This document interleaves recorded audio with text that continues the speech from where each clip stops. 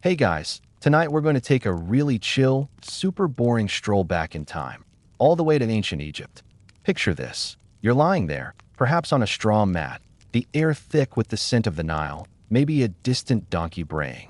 The moon, a colossal pearl in the indigo sky, casts long, spooky shadows over the papyrus reeds.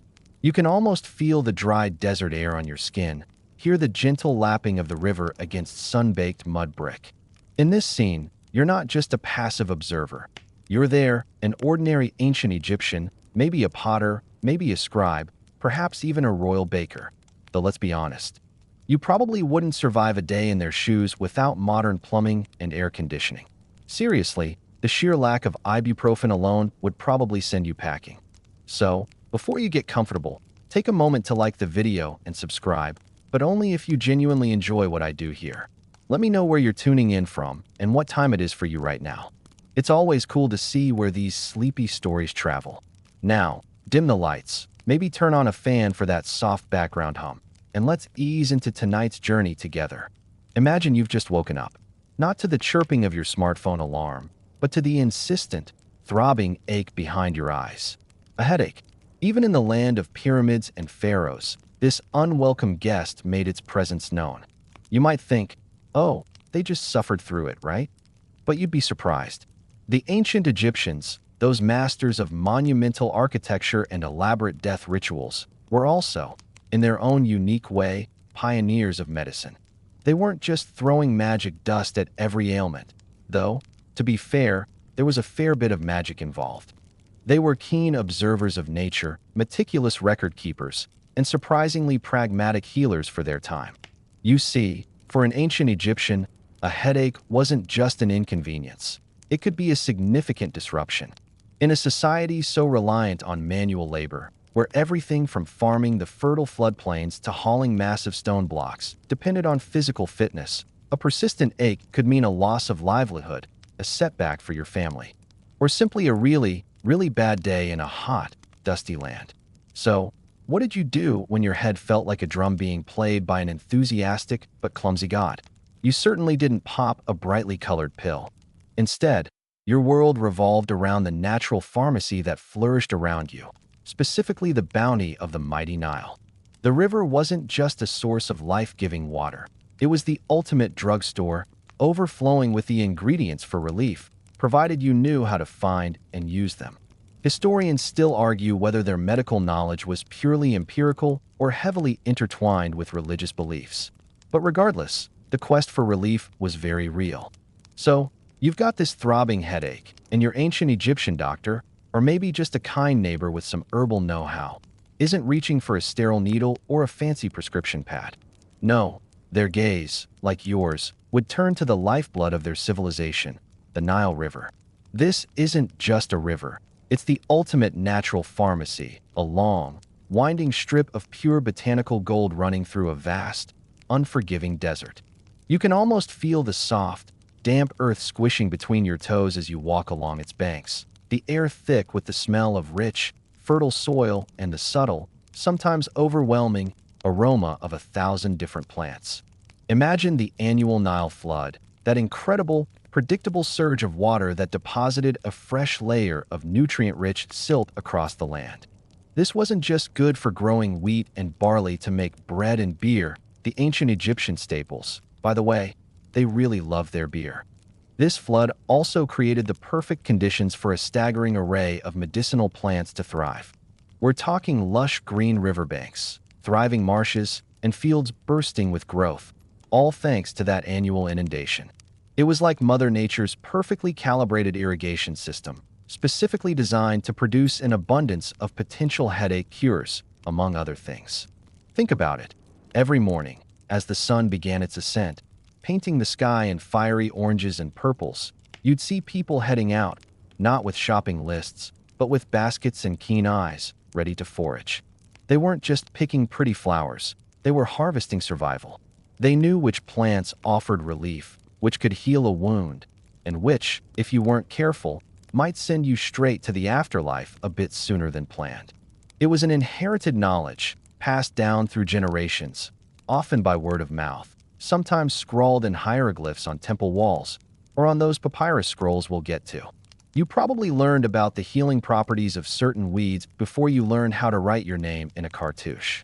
The diversity of plants along the Nile was astonishing. From the familiar willow trees providing shade along the banks, whose bark held secrets still relevant today, to the lesser-known marsh plants that bloomed in the wetter areas. There were no neatly organized botanical gardens. The entire landscape was a sprawling, living pharmacopoeia. This intimate understanding of their environment meant that when you felt that familiar pressure building behind your temples, your ancient Egyptian equivalent wouldn't panic. They'd simply consider which part of the immediate landscape held the answer. It's like knowing which aisle in your local supermarket has the paracetamol, but instead of a brightly lit store, it's a sprawling, sun-drenched floodplain.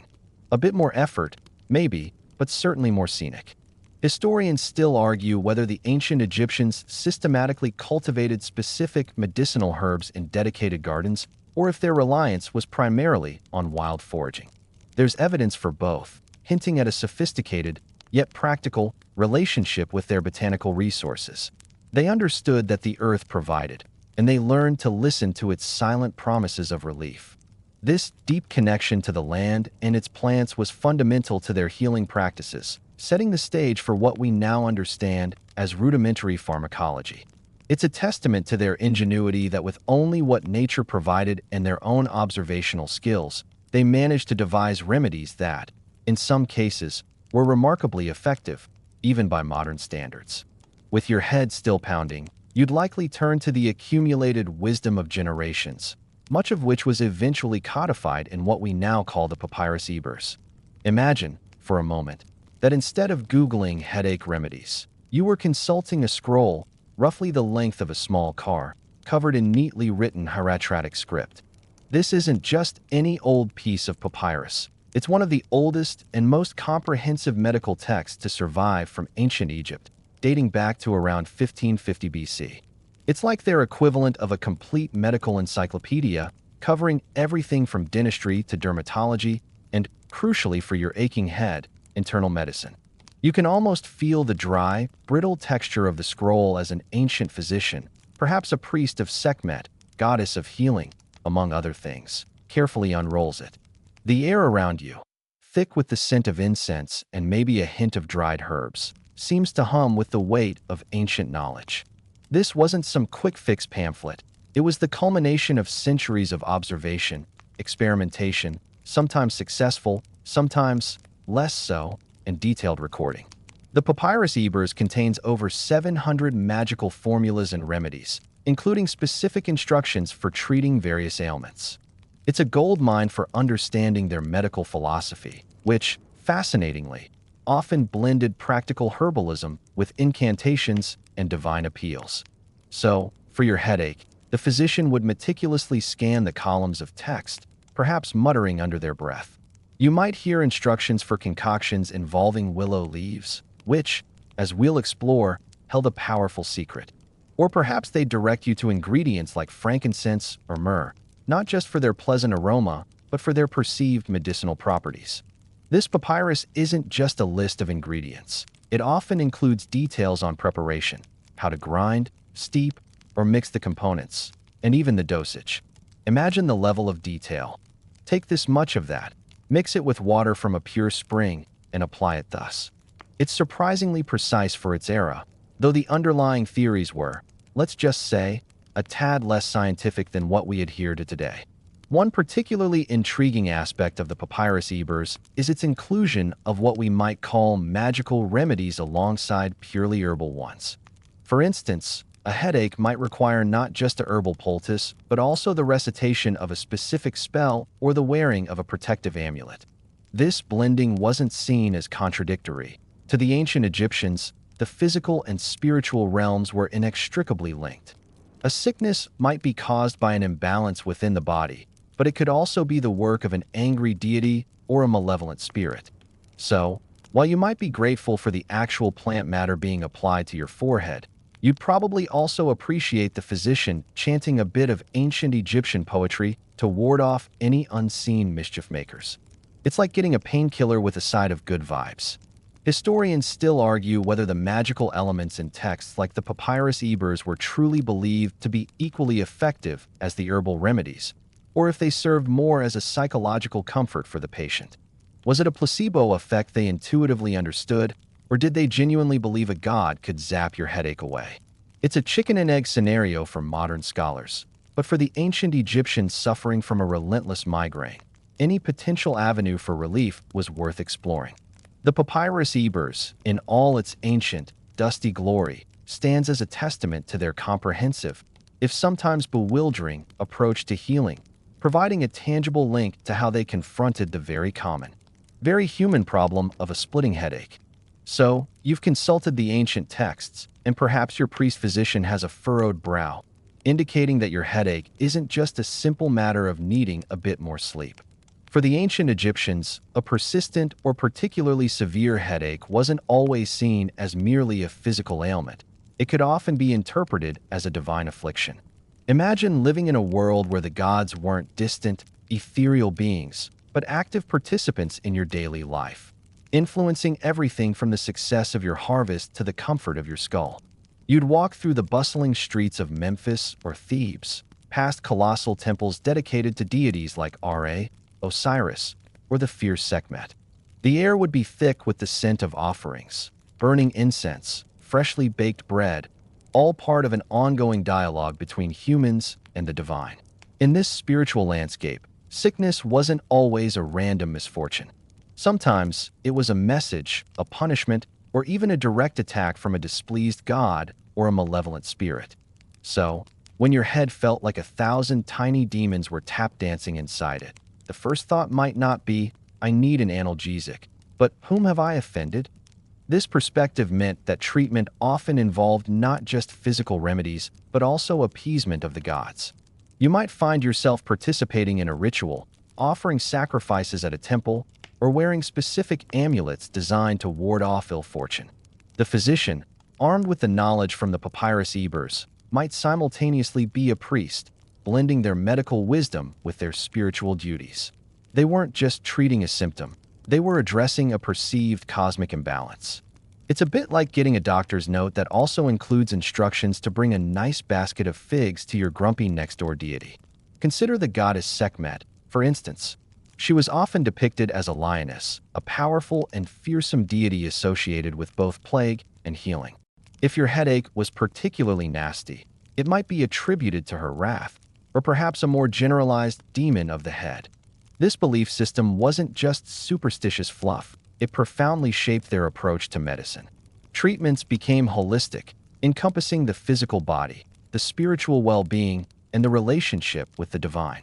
It meant that a specific herb might be administered, but only after a certain incantation was recited, or only if you wore a particular charm depicting a protective deity. This intertwining of the sacred and the scientific, in their terms, of course, made ancient Egyptian medicine a fascinating blend of empiricism and ritual. While some remedies in the Papyrus Ebers are remarkably effective from a modern perspective, others seem purely symbolic or magical. The line was blurry, and for them, perhaps non-existent.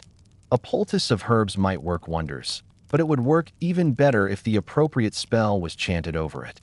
It was a comprehensive approach to health that accounted for all perceived influences on well-being. Historians still argue whether the belief in divine affliction truly dictated treatment choices or if it was simply a cultural overlay on practical medical observations. Did they really think a god caused the headache, or was it a convenient explanation for something they couldn't scientifically understand? Regardless, you, the patient, would undoubtedly feel a sense of reassurance, and perhaps even some psychological relief, knowing that both the earthly and divine realms were being addressed in your quest for a clear head. It definitely makes your visit to the doctor seem less mundane when there's a chance a goddess is involved. So, you've accepted that your headache might be a divine nudge, but even the gods appreciate a little help from nature. And when it came to natural pain relief, one plant stood head and shoulders above the rest in ancient Egypt, the willow tree. Imagine standing on the banks of the Nile, the gentle breeze rustling through the leaves of a tall, graceful willow. To you, it might just be a source of welcome shade in the relentless Egyptian sun, or perhaps material for baskets. But to the ancient healers, it held a secret ingredient that would, millennia later, become a cornerstone of modern medicine. They didn't know about salicylic acid, of course. They didn't have the fancy laboratories or chemical analysis techniques we do today. But what they did have was keen observation and empirical evidence. They noticed, through generations of trial and error, that chewing on willow bark or brewing a tea from its leaves seemed to alleviate pain and reduce fever. You might imagine a grizzled old healer, perhaps with a twinkle in their eye, pointing to a willow tree and saying, "That, my friend, is where the good stuff comes from." It's a testament to human ingenuity that, without any understanding of the underlying chemistry, they figured out how to extract a rudimentary form of what we now know as aspirin. The use of willow bark for pain relief is mentioned in several ancient texts, including our old friend, the Papyrus Ebers. The instructions would often be remarkably simple. Take a piece of bark, chew it, or boil it down into a liquid. The bitterness wouldn't have been pleasant, but when your head feels like it's trying to escape your shoulders, a little bitterness is a small price to pay for relief. Think about the relief washing over you, slowly at first, then gaining strength as the headache begins to recede. It's a moment of pure, unadulterated bliss in a world without readily available pharmaceuticals. This humble willow tree truly is a mainstream historical fact in the story of medicine. Its active compound, salicin, which the body converts to salicylic acid, was first isolated in the 19th century, leading to the development of synthetic aspirin. So, next time you pop an aspirin for a headache, you can thank an ancient Egyptian who, thousands of years ago, chewed on a bit of tree bark and thought, "Hey, this actually works." It's a direct lineage of medical discovery, stretching from the muddy banks of the Nile to your modern medicine cabinet. Now, for a quirkier tidbit, while willow bark was a legitimate painkiller, ancient Egyptian remedies weren't always so straightforward. Sometimes, they'd mix potent herbs with less conventional ingredients. For example, some headache remedies might have included things like bat blood or a crushed beetle. Yes, really. It wasn't always about the active chemical compound. Sometimes it was about sympathetic magic, where the perceived properties of an animal were transferred to the patient. So, while you're gratefully chewing on your willow bark, just be glad your ancient physician didn't suggest a side of beetle juice. Historians still argue whether the ancient Egyptians truly understood the internal mechanisms of these herbal remedies, or if their success was purely observational. Did they grasp the concept of an anti-inflammatory, or did they simply know plant A makes pain go away? It's a fascinating debate, hinting at the blurry line between folk medicine and nascent pharmacology. But one thing is clear. The willow tree was a silent, unsung hero in their fight against headaches, a natural wonder that continues to offer relief even in our incredibly advanced world. While willow bark was battling the throbbing, another potent plant in the ancient Egyptian arsenal was the opium poppy. Now, when you hear opium poppy, your modern mind probably conjures images of shadowy back alleys and illicit substances.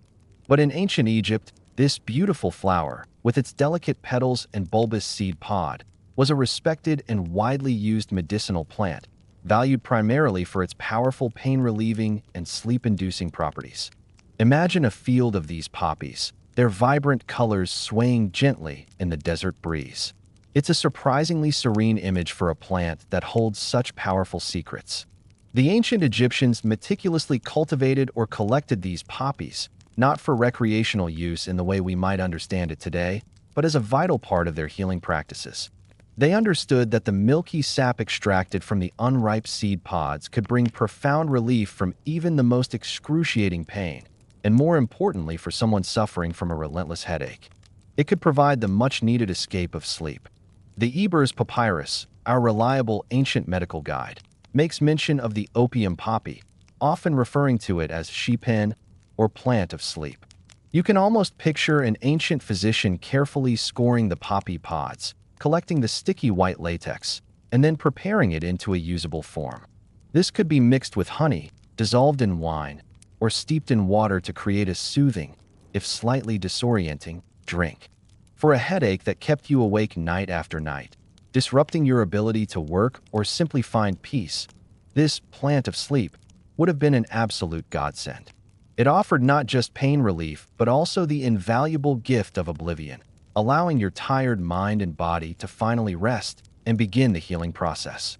Think of the profound difference this would make. In a world without modern sedatives, the ability to induce sleep, especially when pain was a constant companion, was a revolutionary medical advancement.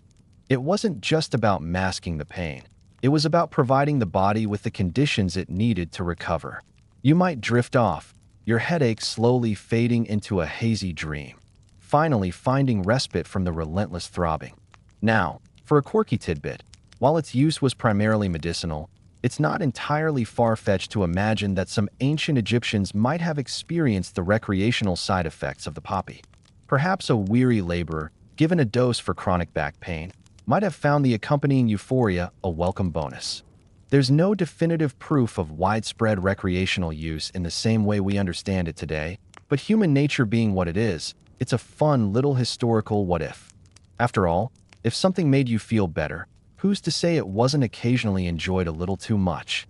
Historians still argue whether the ancient Egyptians fully grasped the addictive potential of the opium poppy, or if its benefits as a painkiller and sedative simply outweighed any perceived risks in their medical system. Given their generally practical approach to healing, it's likely they understood its potency and used it with a certain degree of caution, but perhaps not with the detailed understanding of addiction we possess today. Nevertheless, the opium poppy stands as a powerful example of how ancient civilizations harnessed nature's most potent compounds, even those with double-edged swords, in their tireless quest for relief and well-being. With the throbbing receding, thanks to a bit of willow and perhaps a dreamy haze from the poppy, your ancient Egyptian healers also turned to herbs that offered comfort not just through internal chemistry, but through their very essence, their scent. We're talking about mint and marjoram, two unassuming but powerful players in the ancient Egyptian herbal repertoire. Imagine the air, heavy with dust and the distinct aromas of the marketplace, suddenly uplifted by the fresh, invigorating scent of crushed mint leaves or the warm, slightly spicy notes of marjoram. These weren't just for cooking, they were crucial for soothing remedies. You see, the ancient Egyptians understood that healing wasn't just about ingesting a potion. It was a sensory experience, a holistic approach. When your head felt heavy and congested, the sharp, clear aroma of mint could provide an immediate sense of relief, almost as if it were clearing the fog from your mind.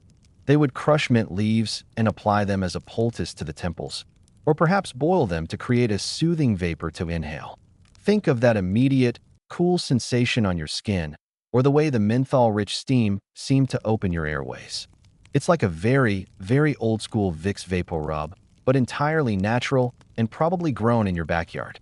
Marjoram, on the other hand, offered a different kind of comfort. Its warm, slightly camphoraceous scent was believed to be calming and pain-relieving.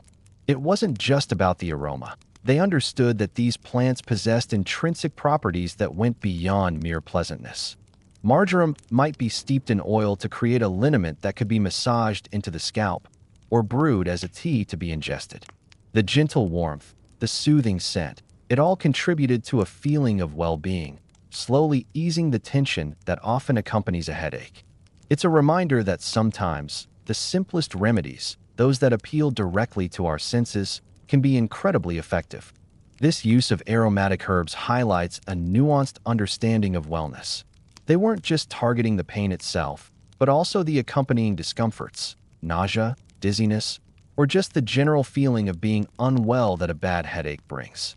The sensory input from these herbs could soothe a troubled stomach, calm frayed nerves, and provide a moment of peaceful respite. It's a bit like how a calming scent can immediately change your mood today, except for them. It was also a legitimate part of their medical treatment. For a quirky tidbit, ancient Egyptians also used a variety of other, sometimes unexpected, aromatic substances in their healing and daily lives.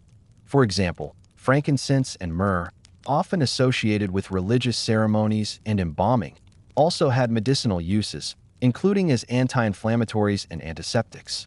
Imagine being told to inhale the smoke from burning frankincense to clear your head. It's certainly a more mystical approach than popping a nasal spray, but perhaps equally effective in its own way.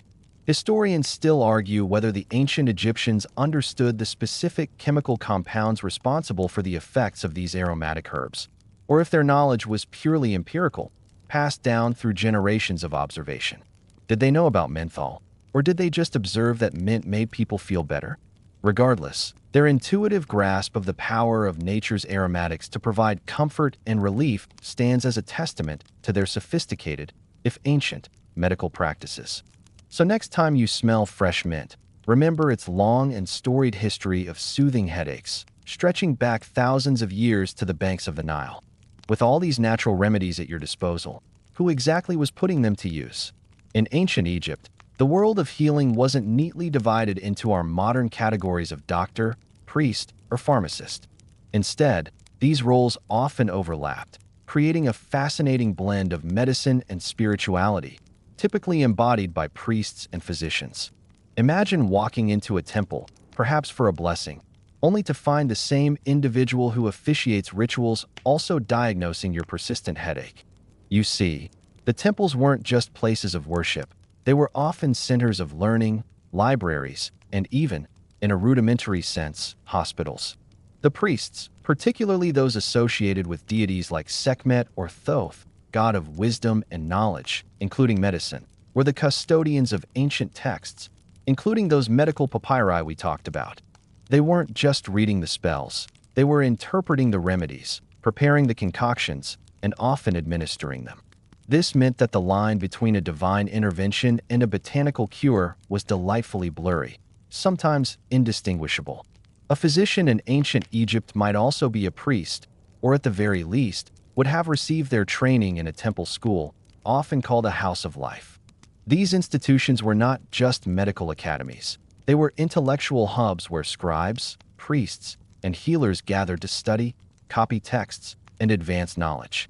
So, your doctor wasn't just trained in anatomy, which, given their mummification practices, they knew a fair bit about, and herbalism.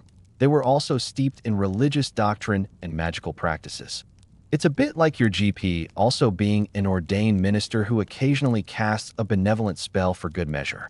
The care you received would be surprisingly structured. Ancient Egyptian medicine was remarkably specialized for its time. You had dentists, ophthalmologists, and even proctologists. Yes, really, they were called shepherds of the anus. Quite the job title.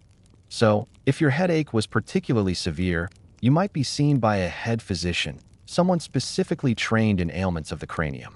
This level of specialization suggests a more advanced medical system than one might initially assume for such an ancient civilization. For a quirky tidbit, ancient Egyptian physicians were highly respected and even traveled to other lands to share their knowledge. For example, Herodotus, the Greek historian, mentioned that Persian kings would often request Egyptian doctors for their expertise. So, these healers weren't just local figures. They were, in a way, ancient world medical consultants, jet-setting across the Middle East with their bags full of papyrus scrolls and dried herbs. Imagine the frequent flyer miles they'd rack up if such a thing existed. Historians still argue whether the medical treatments were truly effective on their own, or if the strong belief in the intertwined power of magic and divinity significantly contributed to patient recovery.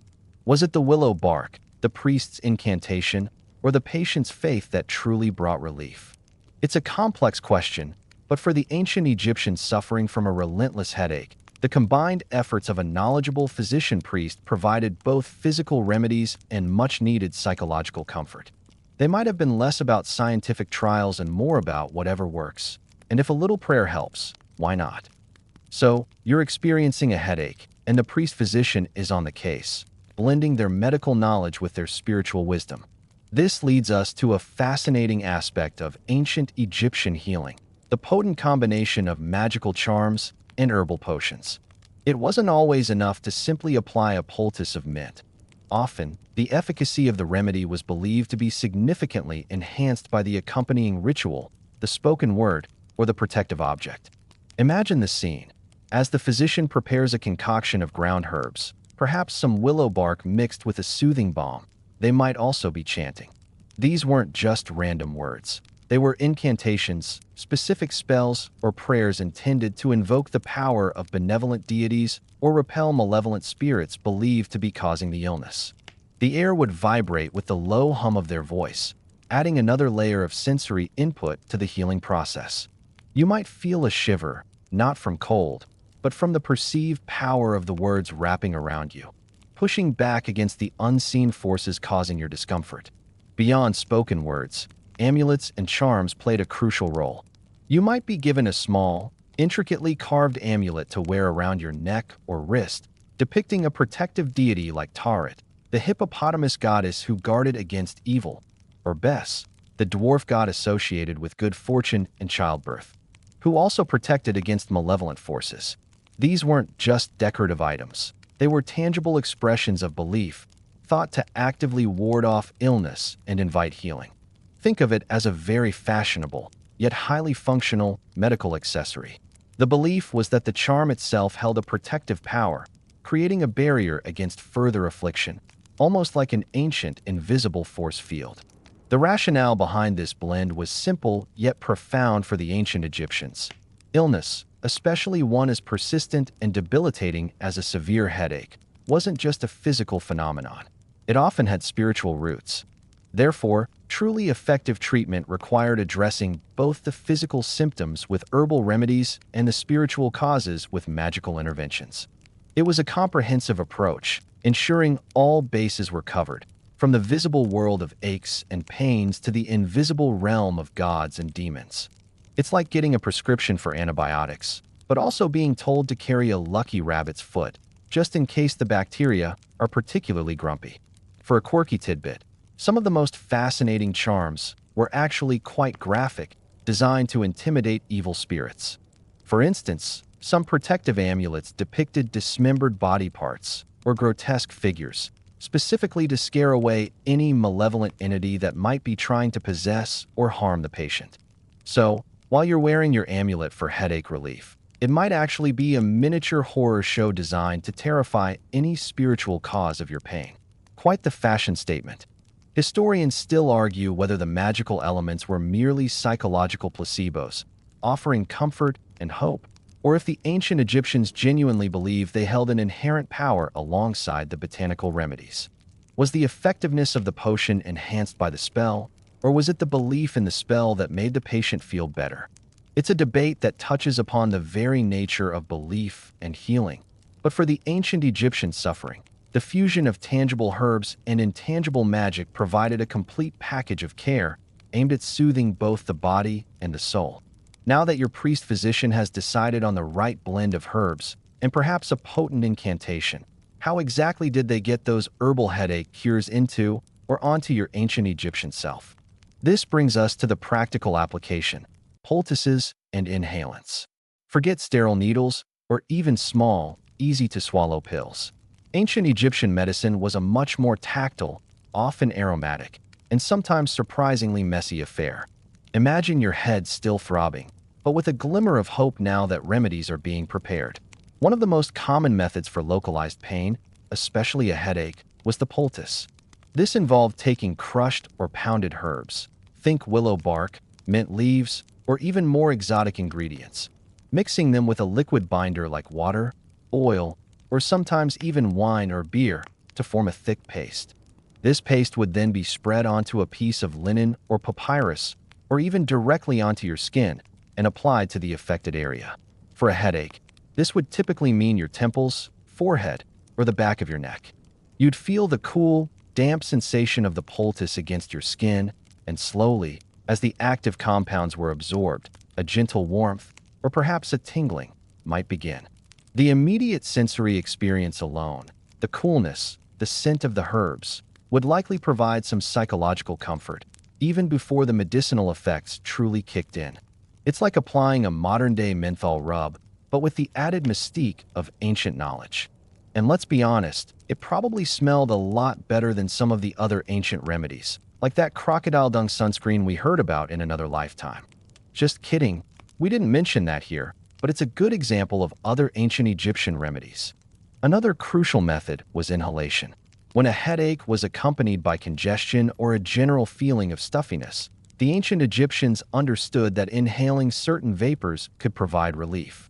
This often involved boiling aromatic herbs like mint or marjoram in water, creating a soothing, medicated steam.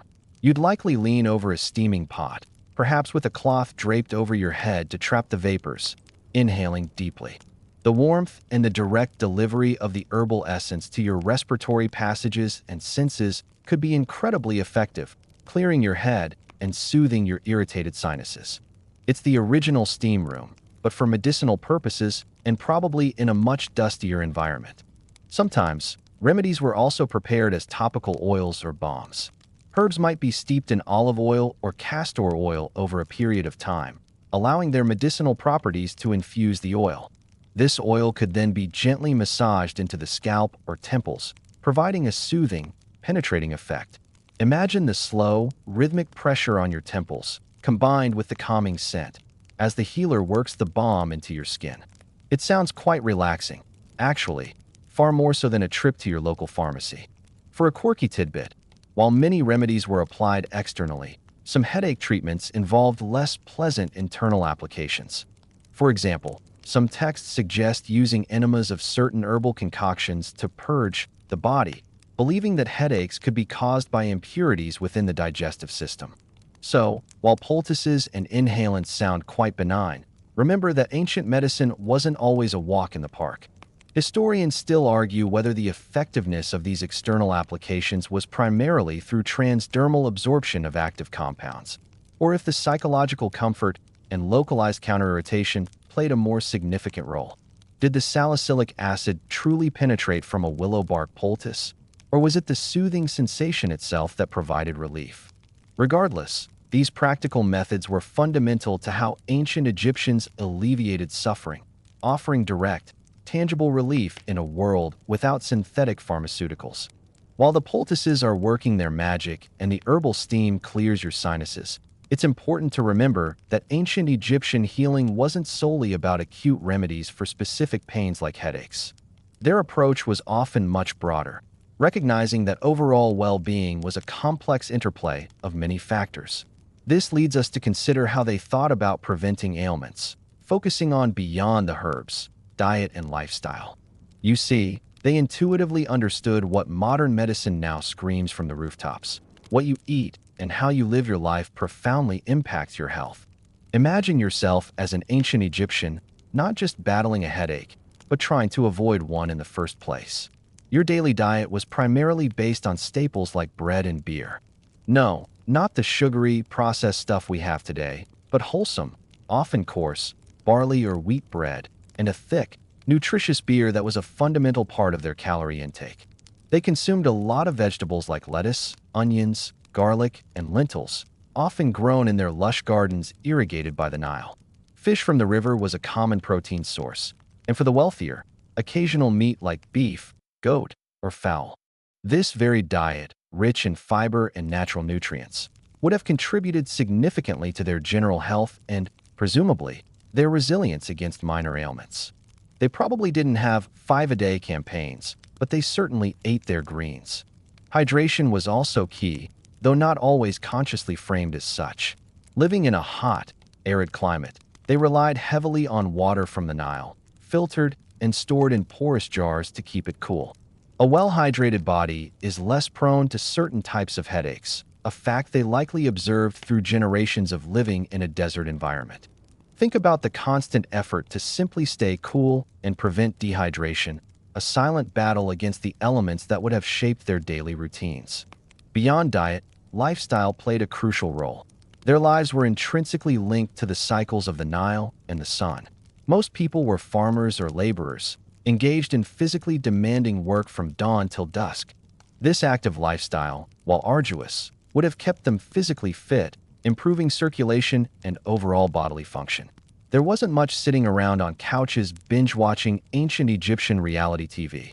Sleep patterns would have been dictated by the natural light, leading to more regular and likely more restful sleep cycles than many of us experience today. A consistent sleep schedule is, as you know, a powerful weapon against headaches. For a quirky tidbit, while they focused on natural foods, ancient Egyptians were also quite fond of sweets, particularly honey. Honey was used not just as a sweetener, but also for its medicinal properties as an antiseptic and soothing agent. So, while they ate wholesome grains and veggies, they weren't entirely averse to a little indulgence, proving that even in antiquity, balance was key. Perhaps a spoonful of honey for that headache, just because it tastes good. Historians still argue whether the ancient Egyptians explicitly understood the concept of preventative medicine in the way we do, or if their healthy diet and active lifestyle were simply a natural consequence of their environment and societal structure, incidentally leading to better health outcomes. Did they consciously choose carrots to prevent eye issues, or did they just eat them because they were available and tasty? Regardless, their daily habits provided a robust foundation for health, a testament to the enduring wisdom of living in harmony with one's environment. The connection between what you put into your body, how you move it, and how your head feels was implicitly understood long before anyone ever uttered the words wellness retreat. As the ancient Egyptian sun dips below the horizon, casting long, purple shadows across the fertile floodplains, your thoughts might naturally turn from the day's aches to something far grander, the afterlife. This pervasive belief in a journey beyond this life wasn't just reserved for elaborate burial rituals and grand pyramids. It profoundly influenced every aspect of ancient Egyptian existence, including their holistic approach to health and well-being. For them, a healthy body in this life was seen as essential preparation for a successful transition into the next. Imagine a world where your physical form wasn't just temporary housing, but a vessel that needed to be preserved and cared for, ready for its eternal journey. This belief fueled their meticulous mummification practices, of course, but it also underpinned their medical philosophies. If your body was to be resurrected or journey through the underworld, it needed to be in good working order. A persistent headache, while uncomfortable in the present, could also be seen as an impediment to your spiritual progression. It wasn't just about feeling better now. It was about ensuring your eternal future. This intertwining of the mundane and the metaphysical meant that healing wasn't just about curing symptoms. It was about maintaining cosmic order within the individual. The body was a microcosm of the universe, and imbalances within it could reflect imbalances in the grander scheme of things. So, when a physician applied a poultice or chanted an incantation, they weren't just treating a physical ailment. They were also helping to align your personal well-being with the divine order, ensuring your readiness for the ultimate destination. It's a remarkably sophisticated philosophical framework for medicine, far beyond simply popping a pill. Think about the sheer dedication to health that this belief would inspire. You wouldn't just eat well and exercise, or, well, toil in the fields, to feel good now.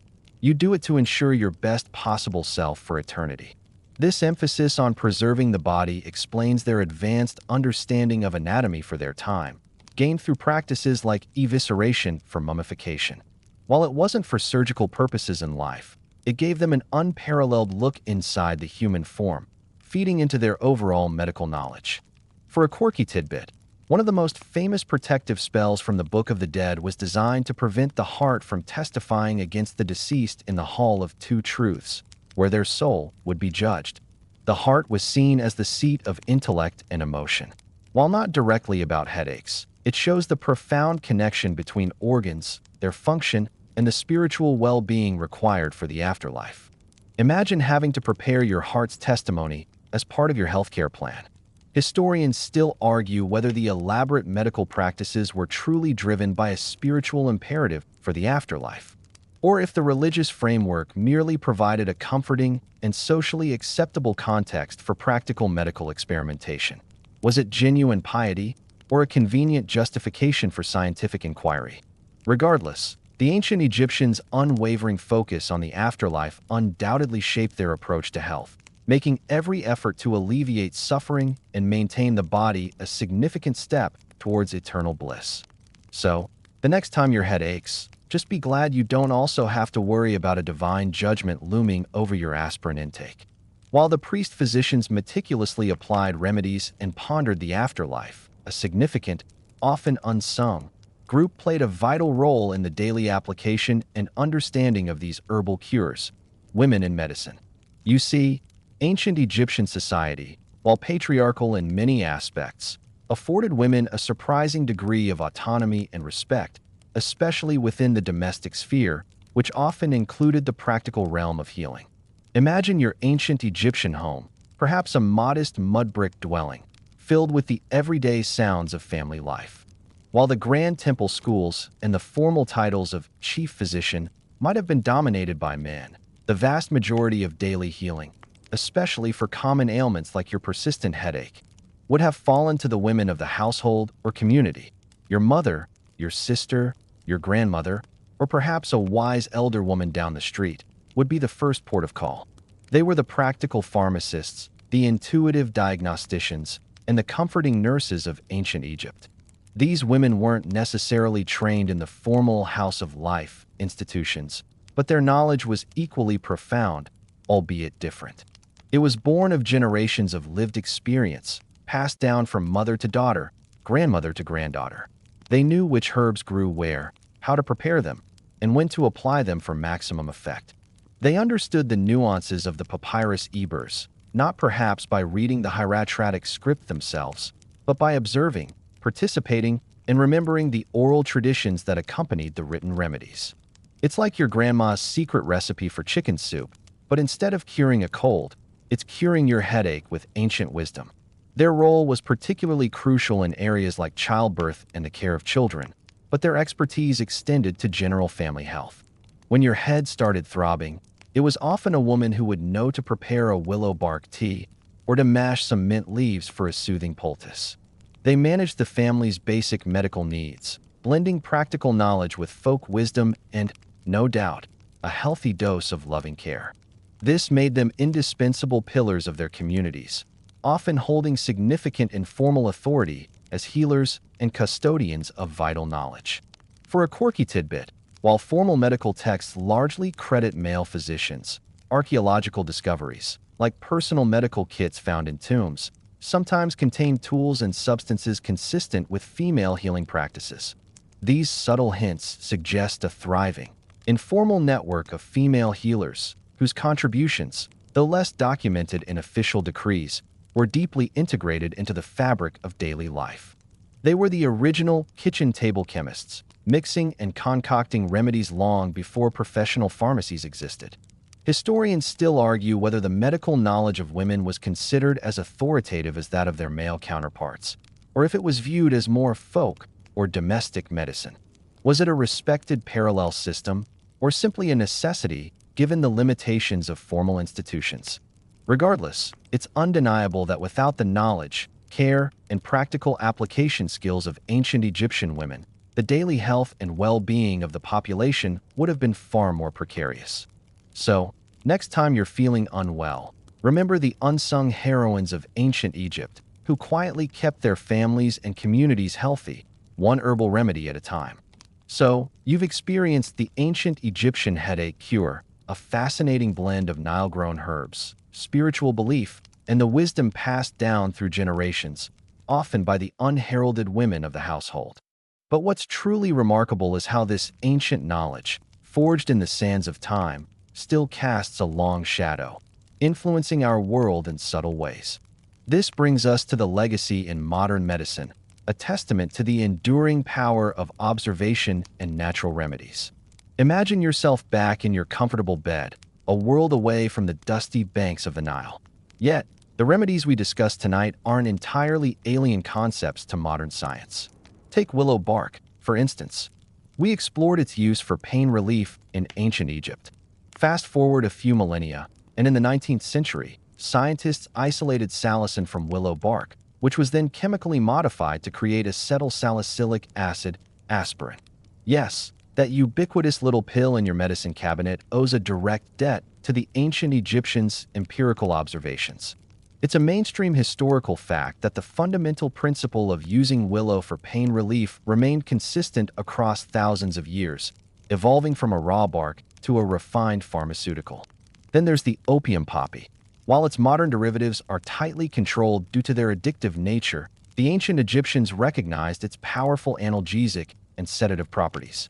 Modern medicine still relies heavily on opioid-derived medications for severe pain management, albeit with far greater understanding of dosage and side effects.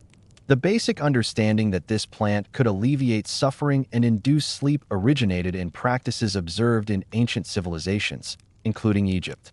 It's a direct line from their ancient medical texts to modern pharmacology.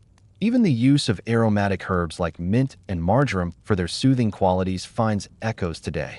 Think of menthol and topical balms for congestion, or the use of aromatherapy for relaxation and stress relief. While we might have a more scientific understanding of terpenes and essential oils, the fundamental idea that certain plant aromas can influence our well-being and alleviate discomfort is an ancient one. They didn't have studies on aromatherapy efficacy, but they knew what felt good and seemed to work. For a quirky tidbit, ancient Egyptian surgeons, despite lacking modern sterile techniques, were remarkably skilled for their time.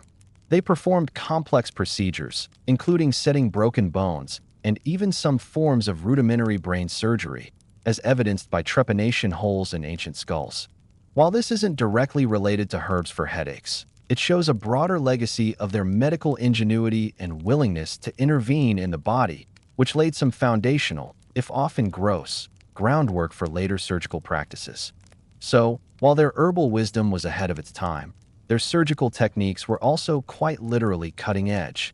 Historians still argue whether the accidental discoveries of ancient herbal medicine were truly scientific in nature, or if they were simply lucky observations passed down without deeper understanding. Did the Egyptians theorize about active compounds, or did they just notice this plant works? Regardless, their practical successes with these natural remedies provide a compelling narrative of how early human societies, through keen observation and relentless trial and error, began to unlock the secrets of nature's pharmacy, setting the stage for the sophisticated medical science we benefit from today. It's a reminder that even the simplest plant, understood deeply, can hold the key to profound relief, connecting us to healers who lived millennia ago along the timeless banks of the Nile. So, we've journeyed through the ancient Egyptian world of headache cures, from the willow bark of the Nile to the mystical charms and the often unacknowledged wisdom of its women. As our sleepy narrative winds down, we're left with the enduring mysteries of ancient cures. Despite all we've uncovered, there remains a fascinating veil of unknowns surrounding the full extent and true efficacy of these age-old remedies. Imagine standing beside an ancient ruin, the hieroglyphs faded but still hinting at stories untold. Just as we can decipher much about their daily lives and grand monuments, the precise nuances of their medical practices often remain just beyond our grasp. We know what they used from texts like the papyrus ebers, and in some cases, how they prepared it. We can even, thanks to modern science, confirm the active compounds in some of their chosen herbs, like salicin in willow bark. But the deeper understanding of their pharmaceutical philosophy, the precise dosages for varied conditions, and the extent of their success with the less understood remedies often eludes us. Consider the complexity of ancient disease. Were the headaches they treated always simple tension headaches? Or did they grapple with migraines, cluster headaches, or headaches stemming from more serious underlying conditions? The blanket application of certain herbs might have offered some relief across a spectrum of causes, but without detailed diagnostic records from individual cases, it's hard to say definitively. You can almost hear the faint echo of an ancient patient trying to describe their splitting headache to a healer who had no concept of brain tumors or sinus infections. For a quirky tidbit, while we focused on herbs, ancient Egyptian medicine also employed some truly bizarre, to us anyway, remedies for various ailments. Think remedies involving lizard blood, donkey hair, or even the fat of a hippopotamus. While some of these might have had incidental properties, like fat acting as a base for an ointment, others were likely purely based on sympathetic magic or superstition. So, while willow bark was a stroke of genius, some of their other cures make you very, very grateful for modern medicine. It makes you wonder how much of their success was the power of the herb, and how much was the sheer psychological boost of, well, at least they're doing something. Historians still argue whether the apparent success of some ancient Egyptian remedies was due to their actual biochemical properties, or if the strong placebo effect, coupled with the natural healing process of the body, played a much larger role than we currently appreciate. How much of the relief was from the herb, and how much was from the deeply ingrained belief in the healer, the gods, and the ritual itself. It's a complex dance between chemistry, psychology, and faith that we may never fully unravel.